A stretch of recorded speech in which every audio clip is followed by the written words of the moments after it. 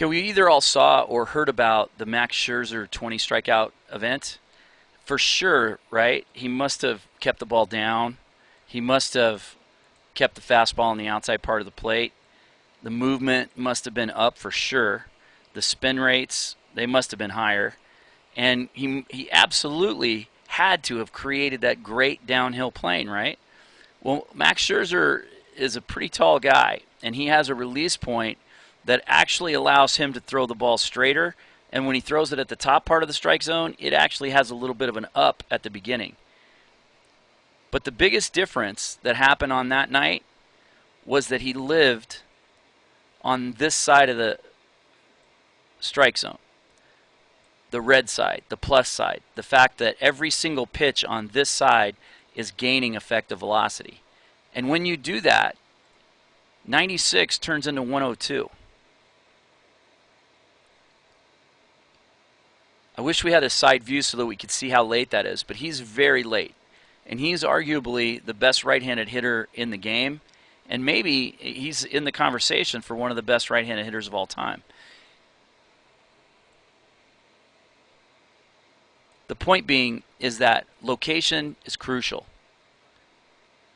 And when you live in that area where traditional thinking has you living if you're a pitcher, and sabermetrics has backed that up, that the down and away fastball area is far better because every major league club, 16 of them threw fastballs in exactly the same location.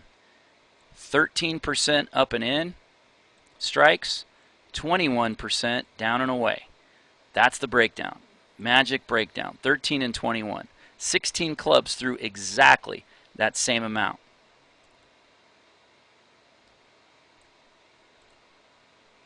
Max was 27% plus fastball strikes that night and 17% just above the strike zone like this. It was a very uncomfortable night for Cabrera.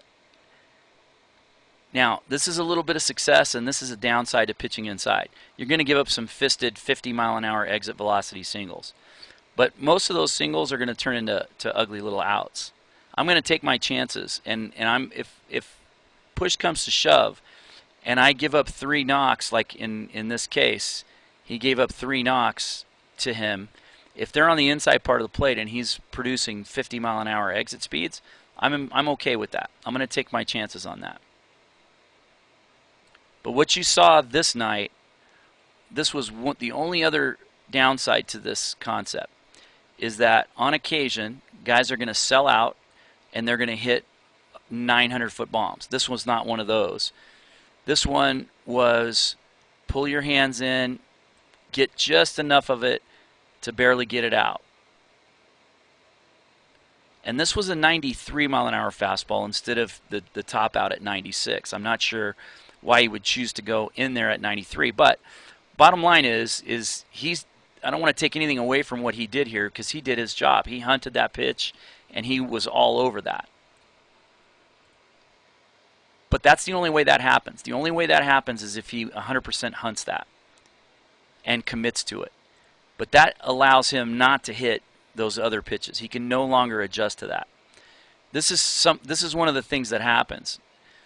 You have to commit so early to this pitch that he actually swings at a ball or check swings at a ball that ends up hitting him. Part of that's the movement, etc. I know there will be a lot of arguments about that. But the bottom line is that he has to start because he has to commit to 96 on the inside part of the plate, which is 99 middle in. It's 101, 102 up and in. And when it gets outside the strike zone like that, it's even more. But that's the difference. He didn't throw downhill. He didn't throw on the outside part of the plate. He threw the ball on the inside part of the plate and made guys like Miguel Cabrera hit pitches like this. That's what happens when effective velocity is used correctly.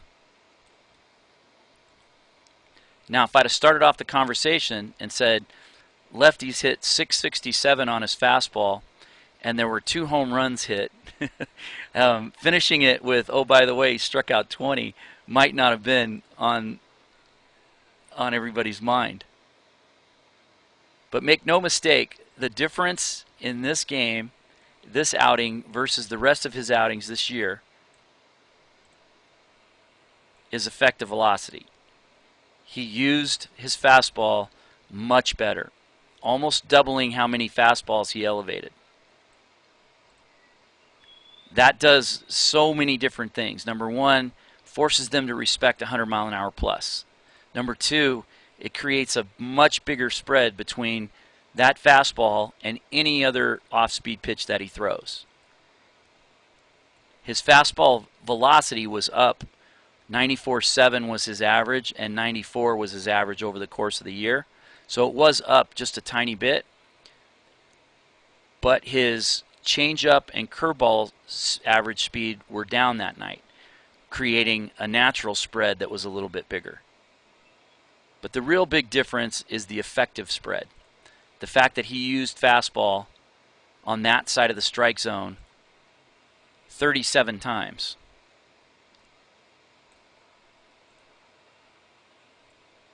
That's the biggest difference.